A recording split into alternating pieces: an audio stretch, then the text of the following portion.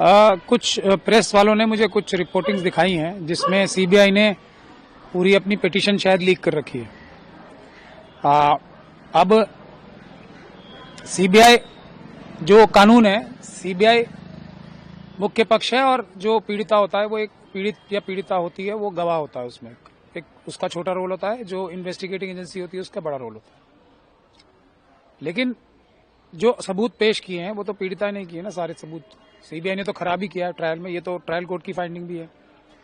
अब भी प्रेस में वाहवाही लूटने के लिए, देश को ये बताने के लिए कि हम लोग अच्छा काम कर रहे हैं, प्रेस में तो लीक हो रही है पिटीशन। लेकिन आमतौर पे क्या देखा जाता है, अगर दो पक्ष एक ही तरफ हो तो आपस में बात करके या आपस में एटलीस्ट कंसल्ट करके तो पिटीशन डालेंगे, क्योंकि वो डाल दें, हम कुछ और डाल दें, उसमें आपस में टकराव हो जाए और पीड़िता का नुकसान हो जाए। ये सब गतिविधियां जो आम नागरिक को नहीं समझ में आती, उस तरीके की बहुत चालाकी से सीबीआई ये कार्य कर रही है, जिसका हम अपने लेवल पे जितना सख्ती से और जितना मजबूती से मुकाबला कर सकते हैं कर रहे हैं। हमने केवियट डाला है ताकि हमें पता तो लगे क्या फाइल किया है। जो फाइल किया है उसके मुताबिक ही हमें अपनी पिटीशन डालनी पड़ेगी कि अगर कोई कमी छोड़ रखी है तो हम उसको कम से कम पूरा कर सकें, क्योंकि सीबीआई का बिहेवियर जो आज तक का रहा है ऐसा ही रहा है। तो इसलिए हम लोग वेट कर रहे हैं कि कोई नुकसान ना कर पाए सीबीआई।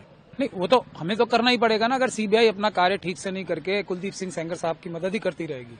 बहुत सारे लोग मेरे साहब बोलने पे भी परेशान होते हैं, लेकिन मेरी अपब्रिंगिंग ऐसी है, मैं सबको साहब बोलता हूँ। तो अब हालांकि नहीं लगता, कई लोगों को बुरा भी लग रहा है, लेकिन मैं बोलता हूँ तो मेरी आदत है, मैं क्या करूँ। मैं मोदी जी को भी साहब ही बोलता हूँ। तो मैं ये आपको बताना चाहता हूँ कि हम लोगों ने ही तो केस नीचे भी इतना संभाला है और हमसे ही बात नहीं करेंगे वो। तो ये पूरी तरीके से हमारा जो शक शुबा था वो और मजबूत होता जा रहा है। अगर सीबीआई ईमानदारी से कार्य कर रही होती, अभी सबसे पहले तो उन्हें मेंशन करना चाहिए था ना। चीफ जस्टिस साहब ने छुट्टियों से पहले ये ऐलान किया था कि अगर कोई बहुत अर्जेंट कार्य होगा तो 29 को भी वो कोर्ट को बिठा सकते हैं। लेकिन अभी तक कोई कार्रवाई तो इस प्रकार की सीबीआई ने की नहीं है। सॉलिसिटर जनरल साहब तो उनके कहने पे अपेयर हो सकते हैं, एडिशनल सॉलिसिटर जनरल उनके कहने पे अपेयर हो सकते हैं, अटॉर्नी जनरल साहब उनके कहने पे अपेयर हो सकते हैं। इस पीड़िता की जो सिक्योरिटी विड्रॉ कराने की जो दरखास्त लगाई थी, उसमें एडिशनल सॉलिसिटर जनरल साहब इतनी बड़ी, उनको ही तो पेश कराया था।